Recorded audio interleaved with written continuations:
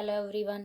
आज का हमारा जो भौतिक भौगोलिक विभाजन था जो हमारे इंडिया का, उसमें पार्ट 3 स्टार्ट हो गया था, जिसमें हमारा उत्तरी मैदान है। कौन सा है हमारा? उत्तरी मैदान है कि उत्तरी मैदान हम मैप के थ्रू देखेंगे कि कहाँ से कहाँ तक फैला हुआ है हमारा उत्तरी मैदान। जो ये वाला इलाका है जहाँ से हमारा कौन से स्टेट पड़ते हैं, ये इधर से पंजाब, हरियाणा, यूपी वाला जो होता है, इन्हीं को हम उत्तरी भारत का जो विशाल मैदान बोलते हैं, जो उपजाऊ है, जहाँ से हमारी नदियाँ होती है, डेल्टाओं का निर्माण करती हैं, वही होता है। यहाँ से हमने इसको अलग अलग पार्टों में बांटा हुआ है, जिसमें फर्स्ट पार्ट में बांटा है बाबर क्षेत्र। क्या है? जिसमें बाबर क्षेत्र है। बाबर क्षेत्र के अंतर्गत जो हमारे सिंधु नदी का जो बनाया हुआ क्षेत्र, इधर से जो सिंधु नदी उपजाऊ मैदानों का निर्माण करती है जो हमारे इंडिया में, वो कहलाता है। और हमारा सेकंड नंबर पे फिर हमारा हो जाता है तराई। क्या हो गया? तराई। कि तराई हमारा जो दक्षिणी यानी बाबर का जो नीचे का जो दक्षिणी जो दलदली जो हिस्सा है, वो हमारा तराई कहलाता है। कि 3 नंबर पे हमारा हो जाता है यहाँ पे बांगर। कौन सा हो गया? बांगर। ये हो गया हमारे बांगर क्षेत्र। बांगर के अंतर्गत भी हमारा जो बाढ़ के द्वारा जो निर्माण किए जाते हैं, जो क्षेत्र होते हैं हमारे, वो आ जाते हैं। ठीक है। 4 नंबर पे हमारा हो जाएगा खादर। कौन सा हो गया? खादर। ठीक। खादर के अंतर्गत हमारे जो बाढ़ के मैदान है, मिट्टी है, जलोढ़, यानी कि इधर से ये वाला जो पश्चिम बंगाल वाला इलाका है जो हमारा, ये जो इधर के जो स्टेट है, वो हमारे किस में आ जाएंगे? खादर में। ठीक। नेक्स्ट 5 नंबर पे हमारा बन जाता है डेल्टा। क्या हो गया? डेल्टा। डेल्टा यानी कि खादर का जो बाढ़ का क्षेत्र होता है, जो गंगा जो घाटी होती है, उनके नीचे जो चर भूमि बिल जो बनते हैं नदियों के द्वारा सागर में, जो डेल्टाओं का निर्माण किया जाता है, वो हम हो गए हमारे डेल्टा। यानी कि जो ये जो हमारा टॉपिक था, ये थे हमारे उत्तरी मैदान से। कौन से थे ये? उत्तरी जो हमारा मैदान है, यानी उपजाऊ जो मैदान है कि ये हमारा 2 नंबर का पॉइंट। 3 नंबर पे हमारा हो जाता है भारत का विशाल मैदान, यानी मरुस्थलीय मैदान। ये जो हमारा इलाका है मरुस्थलीय मैदान का, कौन सा हो गया? ये हमारा विशाल मरुस्थल जो हमारे इंडिया में है, ये क्या हो गया? विशाल मरुस्थल। ये हमें ध्यान रखना है। क्या हो गया हमारा? ये विशाल मरुस्थल वाला क्षेत्र हमारा ये हो जाता है कि अब विशाल मरुस्थल के अंतर्गत हमारा जो यहाँ से ये हो गया थार मरुस्थल। कौन सा हो गया? ये जो थार मरुस्थल हमारा, कौन सा मरुस्थल है? थार मरुस्थल। काफ़ी बार पूछा जाता है थार मरुस्थल कहाँ इसकी कहाँ स्थित है? ये हमारा राजस्थान में पाया जाता है थार मरुस्थल।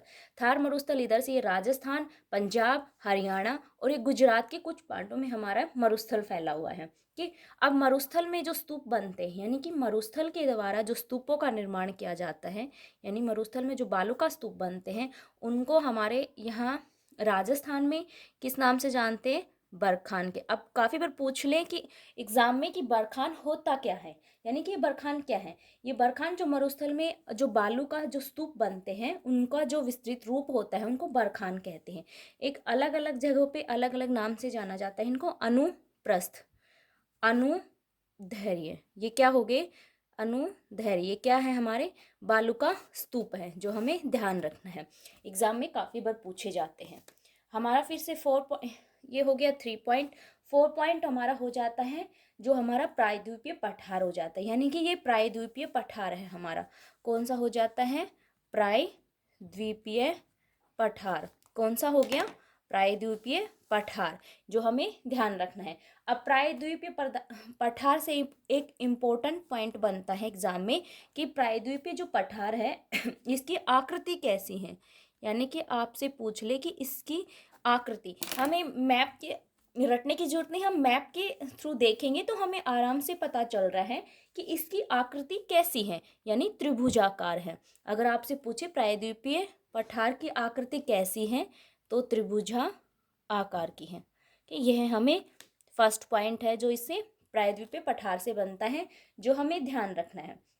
जो प्रायद्वीपीय पठार है हमारा, यहाँ से तमिलनाडु तक इन भूभागों में अलग अलग पठारों के नाम से इनको डिवाइड किया हुआ है। जैसे फर्स्ट में आ जाता है यहाँ पे हमारा जो ये हो जाता है हमारा इधर से मध्य प्रदेश। तो मध्य प्रदेश में प्रायद्वीपीय मध्य प्रदेश हो गया हमारा। तो मध्य प्रदेश में जो प्रायद्वीपीय पठार है, इसको किस नाम से जानते हैं? मालवा का पठार, यह हमें ध्यान रखना है। काफ़ी इंपॉर्टेंट पॉइंट है एग्जाम के लिए कि मालवा का पठार, यानी मालवा का पठार जो हमारा होता है इसमें प्रमुख नदियाँ निकल जाती है। जैसे मालवा के पठार में कौन कौन सी नदियाँ हमें देखने को मिल जाती हैं, यहाँ से नर्मदा, चंबल और काली सिंधी। कौन सी हो गई, काली, सिंध, और 4 नंबर पे हो जाएगी ताप्ती। ये नदियां हमें यहाँ से मालवा के पठार से देखने को मिलती हैं। नेक्स्ट हो जाता है मालवा के पठार में जो है इसके अंदर जो भूमि पाई जाती है, यानी कि जो मालवा के पठार जो इम्पोर्टेंट है, ये 1 नंबर का हो गया। इसमें मध्य प्रदेश में पाया जाता है मालवा का पठार। और इस मालवा के पठार से एक और इम्पोर्टेंट पॉइंट बनता है कि इसके अंदर जो भूमि का निर्माण होता है, यानी मालवा के अंदर जो भूमि निर्माण होता है उनको क्या कहते हैं, बीहड़ या उत्खात भूमि। क्या कहते हैं, बीहड़ या उत्खात भूमि के नाम से हम इसको जानते हैं। नेक्स्ट हो जाता है हमारा जो इधर बुंदेलखंड का पठार होता है, जो नेक्स्ट वीडियो में हम अब इस पठार को कंप्लीट करेंगे। काफ़ी इंपॉर्टेंट पॉइंट है ये प्रायद्वीपीय पठार का, इसमें काफ़ी पॉइंट बनते हैं अलग अलग। जैसे बुंदेलखंड का पठार हो गया, मालवा का पठार हो गया, इधर से कर्नाटक तमिलनाडु के अंदर अलग अलग इसको पार्टों में डिवाइड किया गया है। हम इसको नेक्स्ट वीडियो में अच्छे से कवर करेंगे। Thank you. अगर आपको वीडियो अच्छी लगी हो तो वीडियो को लाइक और चैनल को सब्सक्राइब ज़रूर करें। Thank you.